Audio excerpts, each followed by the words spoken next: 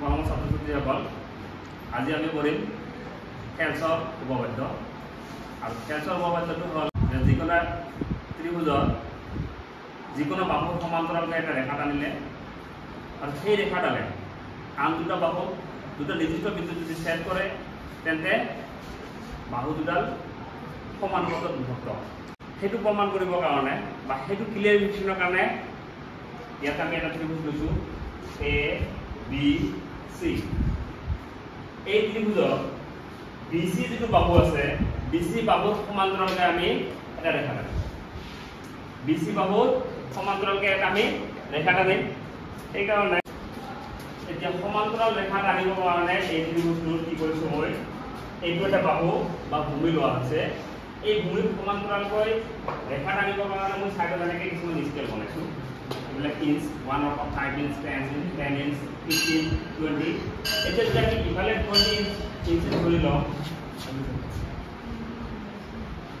আনফালে 20 ইঞ্চি ধৰি লওঁ, এতিয়া এই ৰছীডাল কি হ'ব আমাৰ ভূমি যে আছে ভূমিৰ সমান্তৰাল।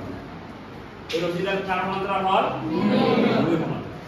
এতিয়া এই ৰছীডালকে এটা ৰেখা বুলি ভাবি যদি লওঁ এইটো এটা কি ৰেখা।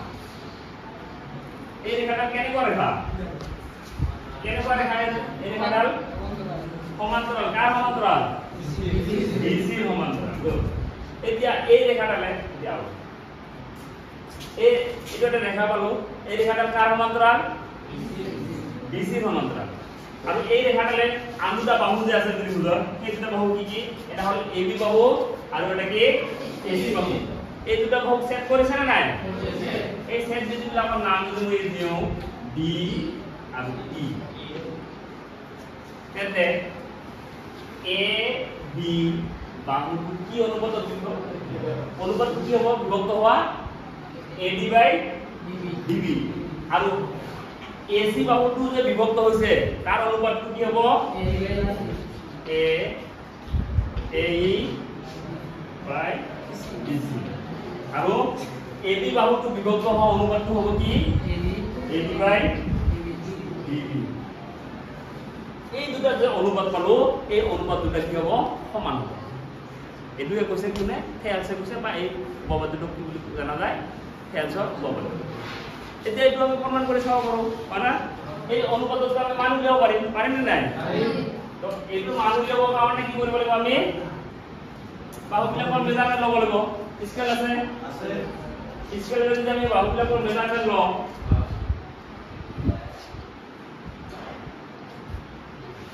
এ পৰা ডি লৈ মানে এ পৰা ডি লৈ দূৰত্ব হ'ল 23। আকৌ ডি পৰা বি লৈ যদি চাওঁ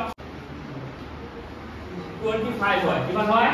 25। একেধৰণে আন্তঃবাহু যে আছে আন্তঃবাহুটো আমি দুটা পাৰ্ট পাইছো হয় না? এই পাৰ্ট দুটা কি এ ই আৰু ই চি।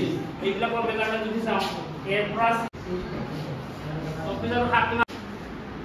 তেনেহ'লে আমি কি পালো যে ডি ই ৰেখাডালে এ বি বাহুক ছেদ কৰা খণ্ডবিলাকৰ মেজাৰমেণ্ট আমি পালো। এটা হ'ল কি এ ডি ইকুৱেল টু 23 আৰু D B equal to 25।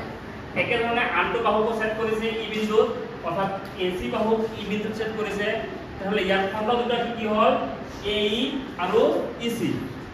A E measurement কিমান 31 ইঞ্চ আৰু ই পৰা চি লৈ মেজাৰমেণ্ট আমি কিমান পালো 33.6। এতিয়া যদি আমি ইয়াত ডিভাইড কৰি ভ্যালুটো ওলাও ভ্যালুটো ইয়াৰ কিমান ওলাব 0.9। তাহলে আমি কি দেখা পালো যে যিকোন এটা ত্ৰিভুজ আছিল এবিসি ত্ৰিভুজ। এবিসি ত্ৰিভুজৰ বিসি বাহু সমান্তৰালকৈ ৰেখা এটা টানিলো ডি আৰু ই আৰু এই ৰেখাতে দুডালে ত্ৰিভুজৰ আন দুটা বাহু ছেদ কৰা বিন্দু বিলাকে কি কৰিছে বাহু দুটা সমানুপাতত বিভক্ত কৰিছে। আৰু কাৰণ এইটো অনুপাতৰ ভ্যালু আৰু এইটো অনুপাতৰ ভ্যালু সেম হোৱা মানে কি এই দুটা অনুপাত সমানুপাত আছে।